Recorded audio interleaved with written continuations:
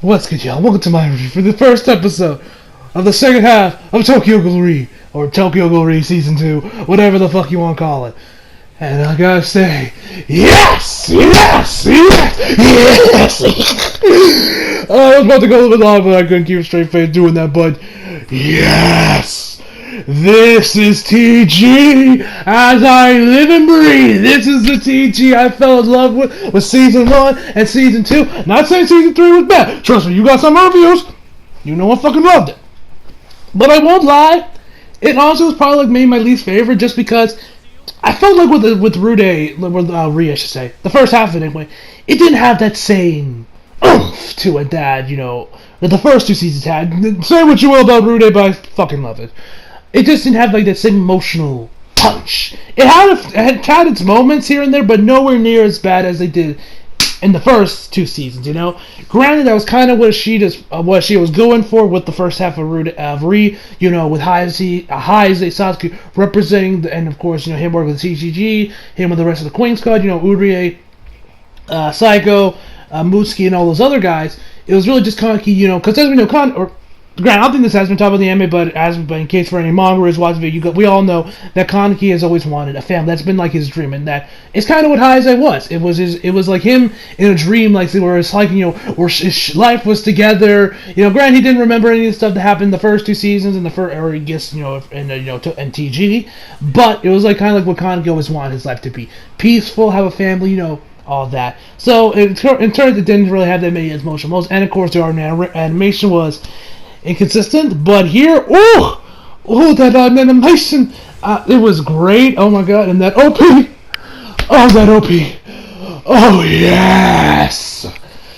Now, as you guys may know, I'm gonna be like kind of like a half manga reader with this because, in case you guys didn't already know, for any newbies or you guys just forget, I was actually reading the chapters around this part a couple times because I heard about this one moment that happened in the manga, which I will not spoil for you anime only. But I will say, to any manga readers, do not expect chapter 125 getting adapted. I'm pretty sure it's with chapter 125. I could have been wrong on that, but don't expect that. Don't expect it getting adapted. I don't. It's my favorite manga in all of Tokyo Ghoul, but I don't expect it getting adapted. I won't tell you what happens for any anime only. Watch this video because I don't want to spoil you. But let's just say I was shocked that Shida got away with that in the manga. That's all I'll say. Manga readers, you know exactly what I'm talking about, but yeah, I don't expect. Maybe we could see it. I mean, with TG, what Attack on Titan got away with like a couple weeks ago. By the way, in case you guys wondering, yes, the Attack on Titan review this week is still coming. I still get to watch the episode. I also just been busy with school, and I will actually watch the episode and review it most likely on Wednesday or Thursday. I know I said on Twitter I said Monday or Tuesday, but then I forgot that TG was on Tuesdays, and there's no way in hell I'm reviewing two series on Tuesdays. So expect the review dropping sometimes either Wednesday or Thursday. That's when the review is going to come out. So, just wanted to give a quick little FYI if you guys are wondering the Attack on Titan reviews this week. But, yeah. Oh, yes. So, anyway, without further ado, let us get into the episode. Starts us off with something rather shocking. I did not expect them to go that far. We see, like, a red sky. And this huge Kakuja just wrapped around these buildings. Tokyo looks leveled, destroyed. And we hear this voice. I'm pretty sure it's Toka's Japanese voice actor. I could be wrong. That could be someone else, but I think it's Toka, just from the last shot. She's talking about ghouls. How they blend in with humanity or with society, but yet they eat flesh. How they are human, yet they are not. How they blend in and all that stuff. And the music. Oh my god, the music here. The music. Oh, and I was so shocked when this actually appeared because this is actually where I stopped reading the manga with Rie. Just for a quick FYI, the reason I stopped reading wasn't because I didn't like it. It's because I knew shit was going to hit the fan here, and I was like, okay, I'm just gonna wait till the anime gets this part because I like to prefer to watch things in the anime first, with music or an animation and all that good stuff. Granted, this was before TG Season 3 was even confirmed. But I was still kind of hoping that they were going to eventually make a Season 3. I knew they were going to eventually make a Season 3, which of course they done, and here we are. But, yeah, I was like, okay, I'm going to stop reading the manga here, because shit's about to hit the fan, and I'd rather experience the anime first.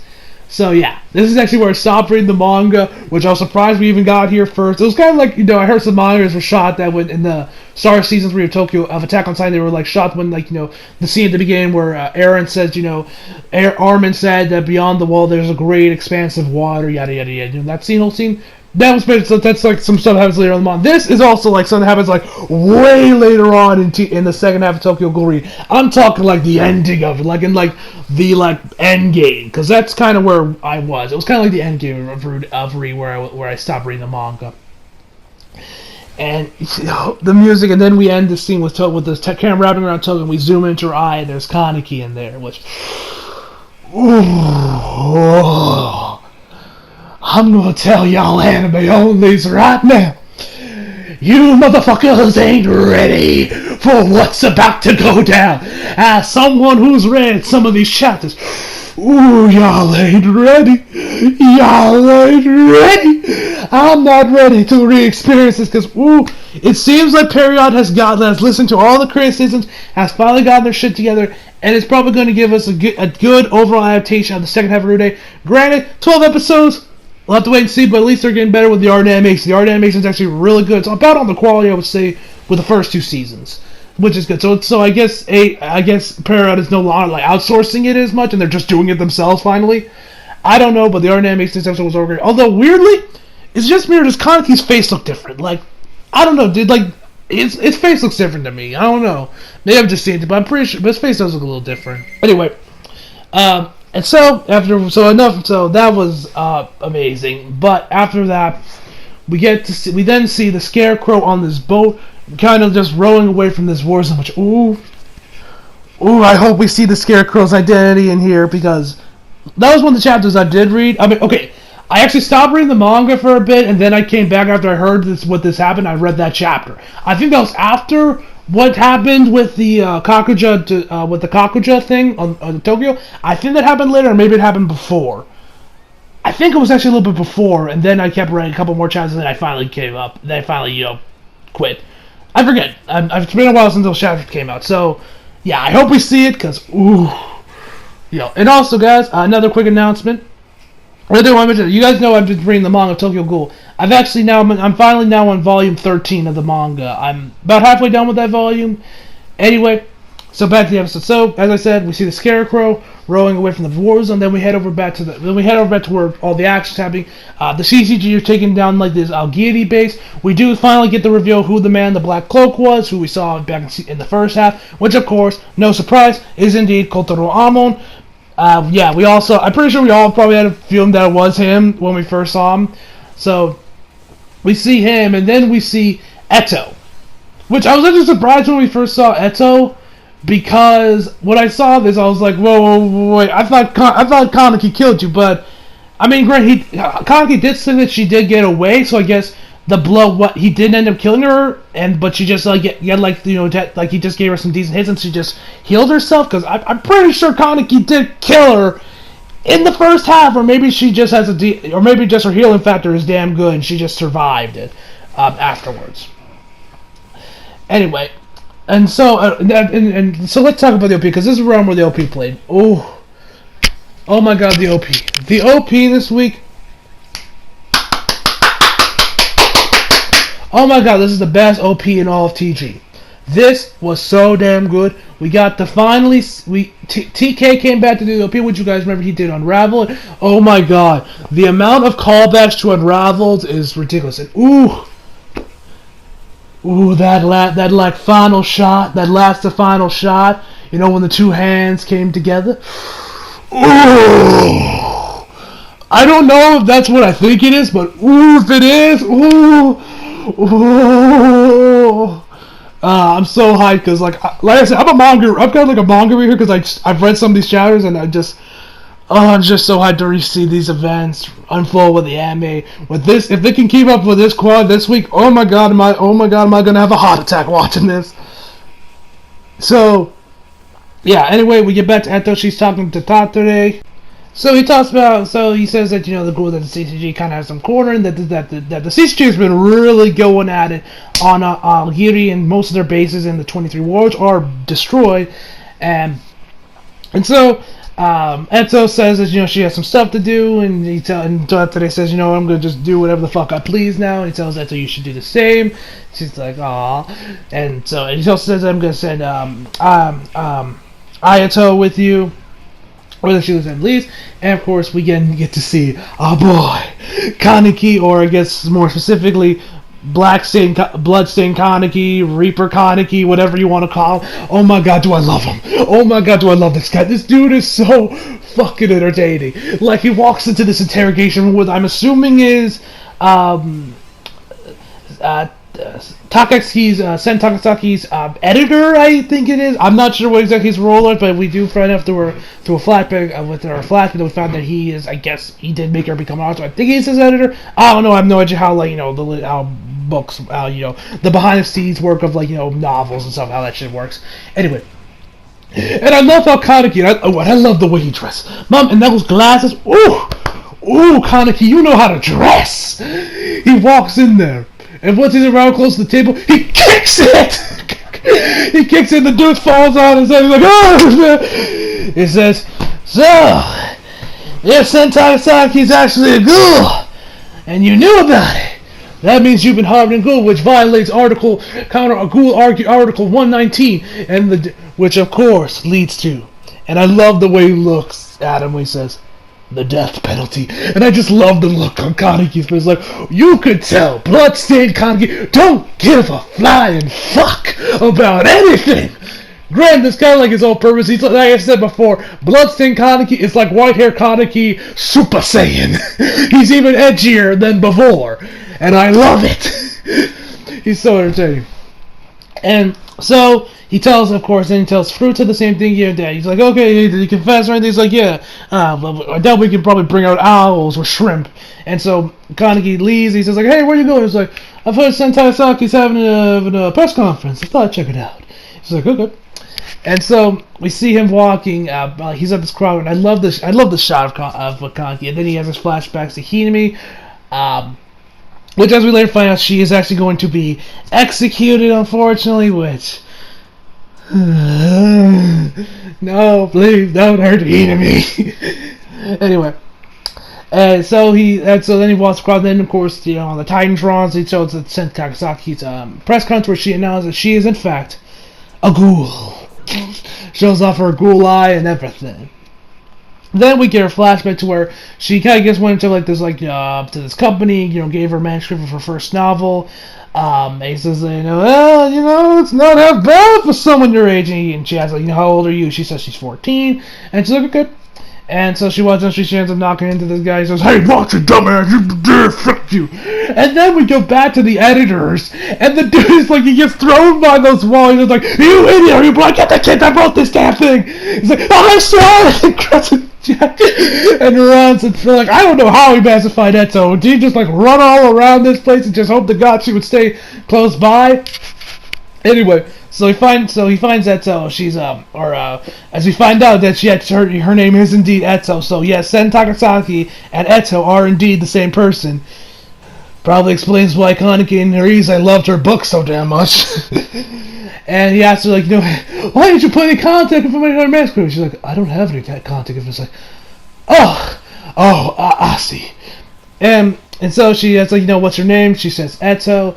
And then, her novel gets published and everything, great thing for her. She then heads over to Ontaku with a copy of her book in her hands.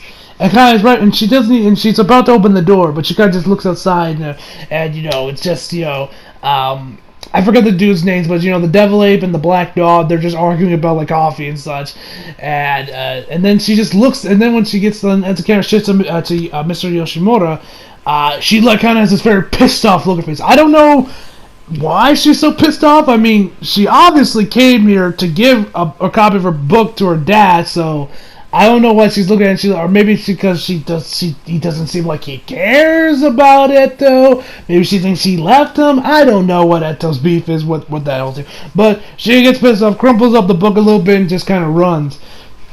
Mr. Yoshimura comes out. He finds the novel on the ground. He just kind of looks around. He probably knows that Eto is here as he closes off shop. And so then she talks about, like, with this book, and says this is her last book, and talks about how, I want this book to, like, kind of, like, she pretty much has the same goal that Yoshimoto had, where, she wants to bridge the gap between humans and ghouls, and, of course, have them live in peace and harmony together, not constantly at each other's throats. And, well, with those going on, we see that Ayato's there with Kaneki, and Kaneki tells Ayato that they're going to indeed execute Hinami, and so after she talks about, after she gives up her little stick about, like, about her book and everything, she leaves, of course, does her question, she goes with Kaneki, and Aito's like, wait, that's it, what's going on? She says, that's far, and she tells, like, you can live your life however you please now, Aito, essentially saying that, you don't got any more ties to Algiri Tree, do whatever the fuck you please, man, I don't care. So she goes over to so then we get back to Kaneki with Fruta, and we find out that Kaneki isn't actually that big of a fan of the book because he throws it in the trash. He talks about, about the ghoul, and talks about, I forget the exact title of the book, but it means definitely one that was alluding to the One-Eyed King, and that the ghouls, that the humans that were shown off here, or at least the way they were presented, represent them, made them seem like ghoul sympathizers, and which it also makes it to this, I forget what the exact clan was called, but this clan that was indeed a bunch of ghoul sympathizers, and Kaneki isn't a fan of that, so like I said, he throws the book away in the trash. That's just kind of weird. Since, Kaneki loves Sentakasi, so him to just casually just throw one of her books in the trash, it's kind of weird, but I guess he just wasn't a fan of it. But then again, this isn't the usual Kaneki we know. This is Bloodstained Edgelord Kaneki. Anyway, so then we get over to this big ass room with a giant V in the middle. Somebody call up V, because I'm sure he would love to take this room. By that I mean V from the DC movie and all that shit. But anyway, so Fruta's there, and this dude tells, like, you're late. Fruta's like, yeah, sorry, I had a long conversation with the Brad. I'm assuming he's talking about Kaneki. And he's telling, like, I heard that same Brad took down Sentakasaki, and he's like, yeah, and then is she also the One-Eye Owl, which we find out that yes, she is, and we find out that the dude sitting next to him is Arima. Yes, Arima's in cahoots with these guys. They're called V, just V. That's not V, because actually, fun fact, I was actually reading the manga today, while I was at school, and actually this whole V girl is actually just now starting to get introduced. I'm about, like I said, about halfway through volume 13, so yeah, that was interesting. At least I kind of know, like, okay, I kind of know you guys, just barely. Anyway, and he talks with, and then he tells Arima that they know where Orca is, and he tells, like, I leave it up to Arima, but just make sure he tells us where Rize is. So, and yes, in case you guys are wondering, yes, Rize is still alive. How? I honestly can't tell you. It hasn't been explained yet in the manga yet, at least how far I am into how Rize is still alive. If I had to guess, she probably has a damn good healing factor if she did survive, taking all those pipes. So I'm assuming just her healing factor is just that damn good. It's like on the level of Deadpool or maybe Wolverine. So that's my theory, I guess, on how she's still alive. And when we see her in the manga, like when we first see her again in the manga, fun, which actually is how we see her in this flashback.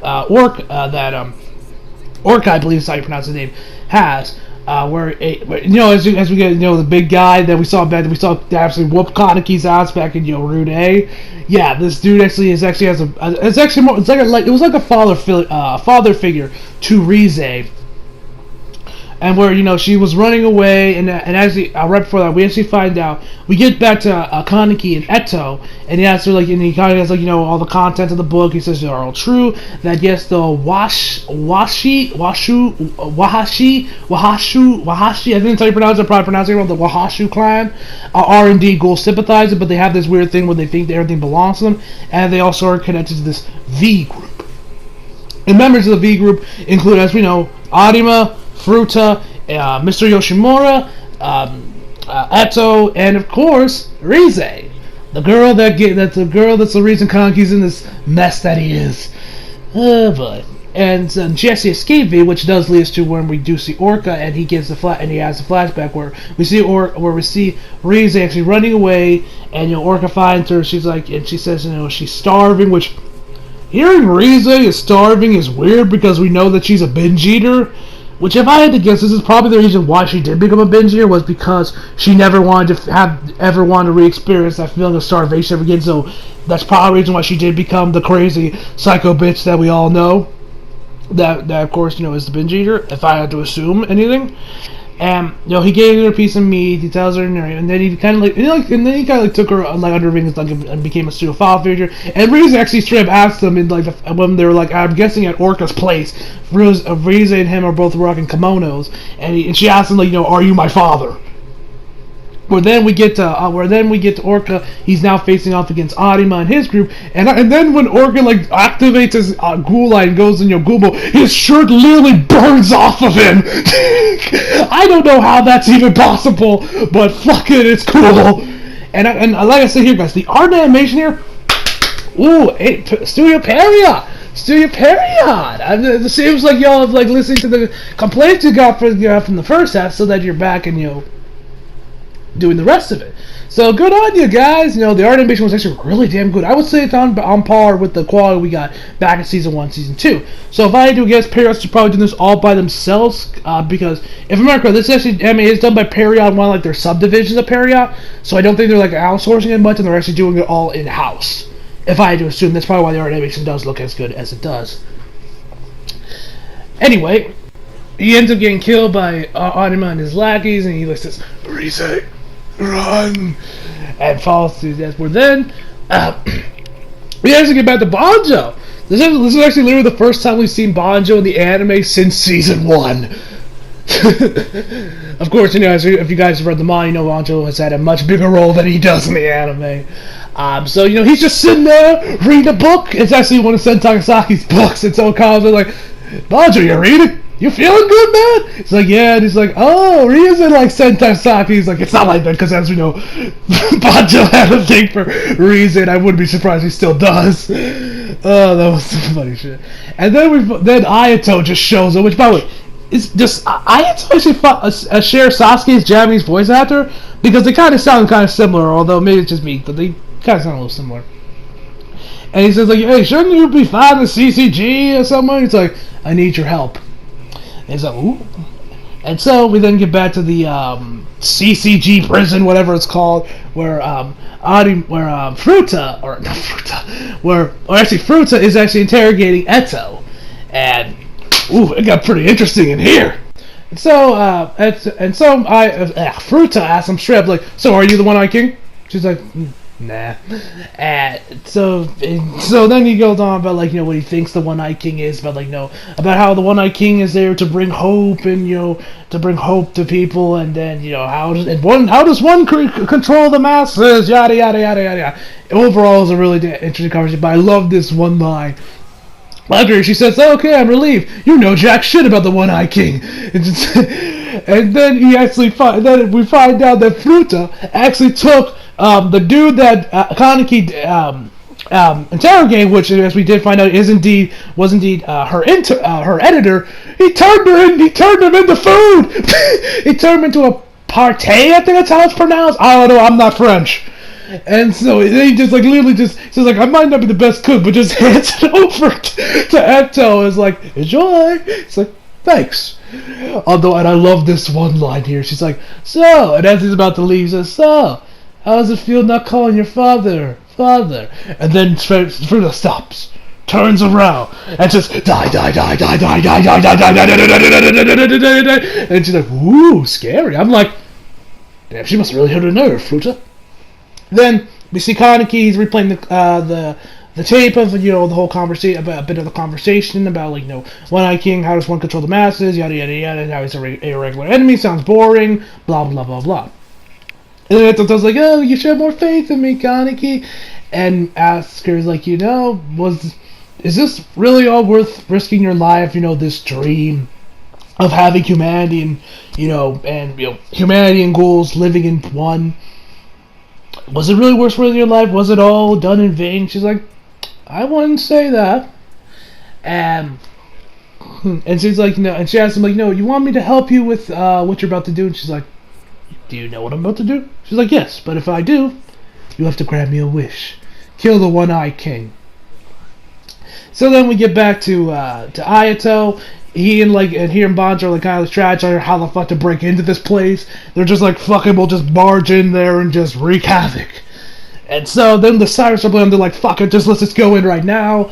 We then see Kaneki. He's walking towards Hinami's cell, which we see him we see this like room full of computers, signifying that's probably where Kaneki probably killed all those guys, and opened up her cell to allow, because we see his glasses that he has broken a little bit, which so she probably went down in there, walks up to Hinami, and I just love this thing where when you think of Bloodstained Kaneki, you think of this edgy guy that doesn't give a shit.